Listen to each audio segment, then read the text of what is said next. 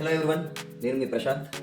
ఈ వీడియోలో ఫ్రీజ్ అనేది బ్యాంక్స్ ఎందుకు చేస్తాయి, ఫ్రీజ్ ఆర్ బ్లాకింగ్ అనేది ఎందుకు చేస్తాయి అనేది మనం రీజన్స్ చెప్పుకుందాం. ఏమేమి రీజన్స్ అయ్యి ఉండొచ్చు మన అకౌంట్ అనేది ఫ్రీజ్ అవ్వడానికి అనేది మనం ఈ వీడియోలో డిస్కస్ చేద్దాం.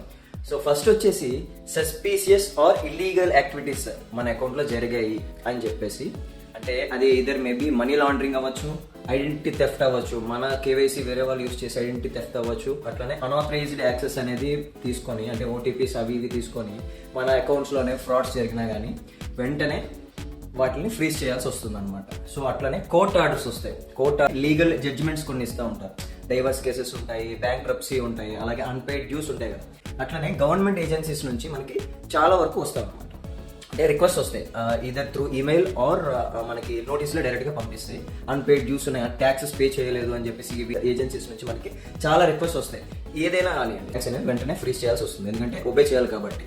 అట్లనే non complains with KYC guide lines అని చెప్పేసి ఇప్పుడు బ్యాంక్ కంటూ ఒక స్పెసిఫిక్ గైడ్ లైన్స్ ఉంటాయి.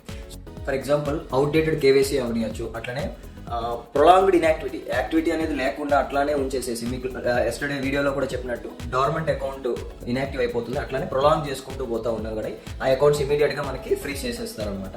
అసలు ఇవన్నీ కూడా బ్యాంక్స్ ఎందుకు ఇమీడియట్ గా ఫ్రీజ్ చేస్తాయంటే ఫర్దర్ గా ఫ్రాడ్స్ ని ప్రివెంట్ చేయడానికి అనమాట.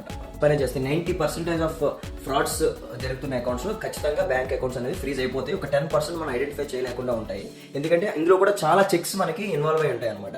అంటే కేవైసీ చెక్, ఏఎంఎల్ చెక్ చేయాలా, అలాగే ఈడీడీ ఎన్హాన్స్డ్ డ్యూ డిలిజెన్స్ అంటారు, ఇట్లాంటి చెక్స్ చేయాలా, ఇట్లాంటివి ఏంటి, ఏ చెక్స్ బ్యాంక్స్ చేస్తాయి, అట్లనే ఇవి మనం నెక్స్ట్ వీడియోలో చూద్దాం. ఇంతవరకు ఈ వీడియో చూసి సబ్స్క్రైబ్ చేయకపోతే ప్లీజ్ సబ్స్క్రైబ్ చేయండి, ప్లీజ్ సపోర్ట్ చేయండి. ఇట్లాంటి ఇన్ఫర్మేషన్ ఫర్దర్గా చాలా మందికి రీచ్ అవ్వాలనేదే నా యొక్క కోరిక. థ్యాంక్ యూ సో మచ్ అండి, థ్యాంక్ యూ.